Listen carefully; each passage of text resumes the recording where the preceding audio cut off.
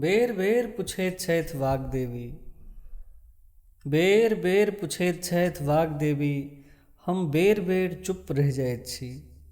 की चाही अहाँके शुद्ध प्रकाश अपन कवितामे? की चाही अहाँके शुद्ध प्रकाश अपन कवितामे? तहन आर किछु नहि भेटत। की चाही अहाँके नाम गामक आलजाल अपन कवितासँ?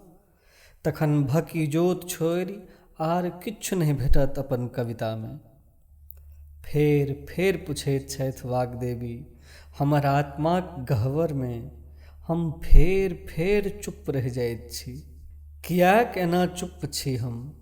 आइ कएक जुगसँ अदिनता बढ़बैत अपन जीवनमे।